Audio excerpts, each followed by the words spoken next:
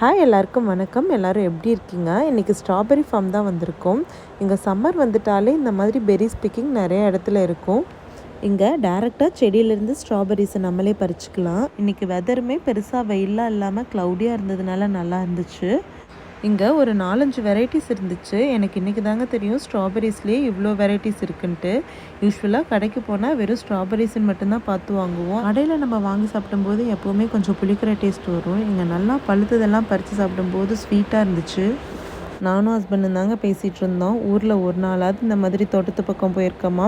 இங்கே பெரிஸ் பிக்கிங்னு சொல்கிறதுனால நம்மளே மாங்குன்னு பறிச்சிட்ருக்கோம். குட்டி பையனுக்கு பெரிஸ்னால் ரொம்ப ஃபேவரட். அதுவும் ஃபார்முக்கே பெரிஸ் பறிக்கிறதுனால ஒரே ஹாப்பி ஆகிட்டாரு. இந்த பாக்ஸை யார்கிட்டையும் தரமாட்டேன், நானே தான் தூக்கிட்டு இருந்தான். எல்லா வெரைட்டிஸ்லேயும் கொஞ்சம் கொஞ்சம் பறிச்சாச்சு. இது டோட்டலாக 2 LB வந்துச்சு.